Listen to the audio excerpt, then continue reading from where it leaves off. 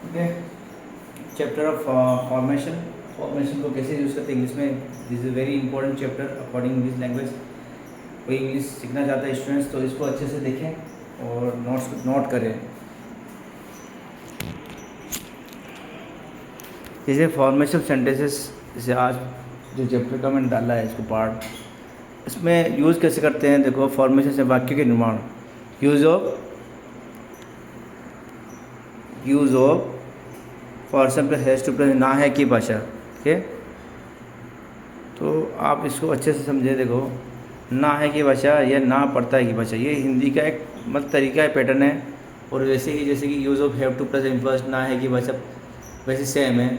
और कहाँ कहाँ यूज़ करते हैं, जैसे use of person plus had to plus M first ना था की भाषा, ना पढ़ा था की भाषा, ना पढ़ता था की भाषा। ओके, इसको समझे आप।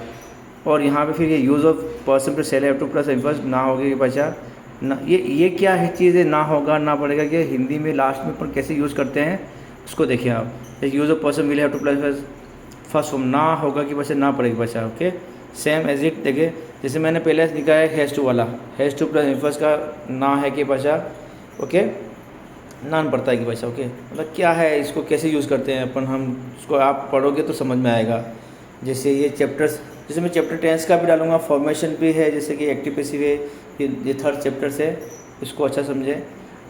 तो जैसे नोट क्या है, देखो नोट का अच्छा समझो आप कि नोट में क्या है, हैज़ टू प्लस का प्रयोग पर्सन ही शीट नाउन सिंगुलर के साथ करते हैं। देखिए, और हैव टू प्लस का प्रयोग क्या करते हैं, person I we you they और नाउन प्लूरल के साथ। और जब कभी मैं वाक्यों के, देखो ये बहुत इंपॉर्टेंट चैप्टर है। देखो कि पॉजिटिव वाक्य को, जिसको अच्छी इंग्लिश करना है उसको समझना ज़रूरी है, नोट करें इनको आप। जब कभी हमें ऐसे वाक्य को के पॉजिटिव वाक्य को दोहराने की जरूरत पड़े तो ऐसी स्थिति में हम क्या करेंगे, पर्सन के तौर डू और डस से लगा स्ट्रेस क्यों लगाते हैं, ताकि सुनने वालों को क्या है, हमारे द्वारा कहे गए वाक्य लिख के दिखे, कन्विंस कर सके। मतलब क्या कर सके, कन्विंस, हमने किस बात बोला उसको फिर कन्विंस करना है, तो डू डस का स्ट्रेस लगता है। तो डू का स्ट्रेस कहाँ लगेगा, person I we you they और नाउन प्लूरल के साथ जो करते हैं, या डस का ही शीट नाउन सिंगुलर के साथ करते हैं।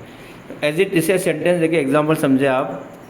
जैसे एग्जाम्पल ये है कि he has to marry her, उसे शादी करना है या शादी करना पड़ता है, करना है। देखो लास्ट में आया ना है की भाषा, इसका मतलब ये होता है, मैंने समझाया कि ना है ना पड़ता है, इससे पहले निकलवाया ना कि ये यहाँ पे देखो आप हैज़ टू प्लस कि ना है की भाषा ना, तो इसका मतलब ये है। देखो हम हिंदी बोलते हैं, उससे शादी करना है, तो ये फॉर्म है।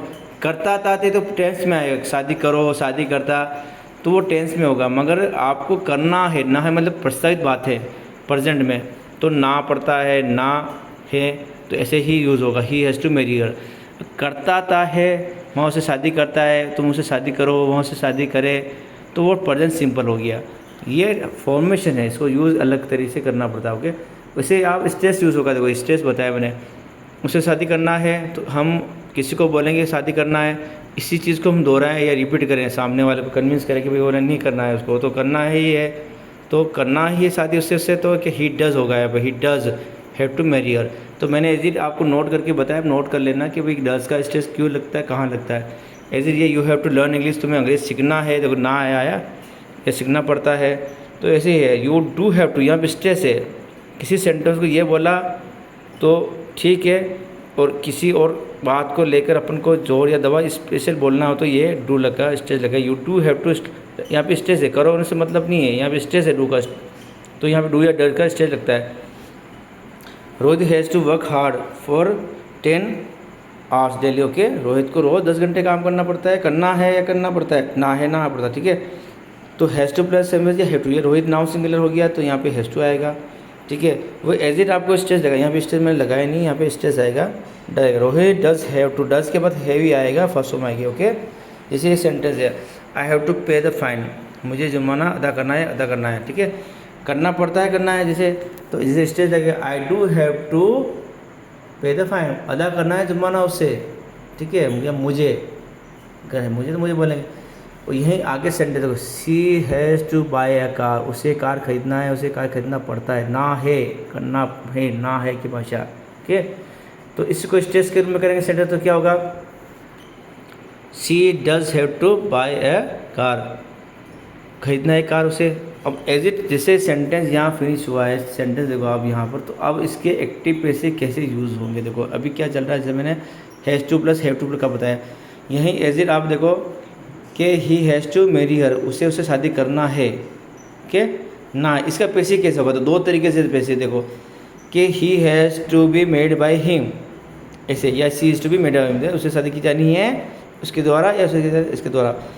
और नेगेटिव बनाएंगे एक्टिव का, तो क्या होगा, ही डजन हैव टू, तो डज आएगा, हैव टू आएगा, he doesn't have to marry her, उसे शादी नहीं करना है। पैसिव देखो आप, she has not to be made by him या she isn't to be made by him. Interrogative बनाएंगे तो क्या होगा, does he have to marry her, या इसका पैसिव होगा तो has to be made by him, या ये दोनों एक ही सेंटेंस है। या ये इंट्रो नेगेटिव बोलोगे तो क्या होगा, does he not have to marry her या doesn't he have to marry her. Short में देखो आज इसको सेंटेंस बनाओगे तो देखो ये नेक्स्ट क्या है, देखो sentence they have to learn English, मुझे अंग्रेजी सीखना है, सीखना पड़ता है, तो उसका पैसे देखो दोनों, या ये बोलो या ये सेंटेंस एज, बहुत लेवल की इंग्लिश है, इसको आप अच्छे से नोट करें या समझें इसको। पैसे क्या होगा, English has to be learn by them या English is to be learn by them, दोनों सेम है, आपको यूज़ कैसे करना है ये आपको पता होना चाहिए। ओके।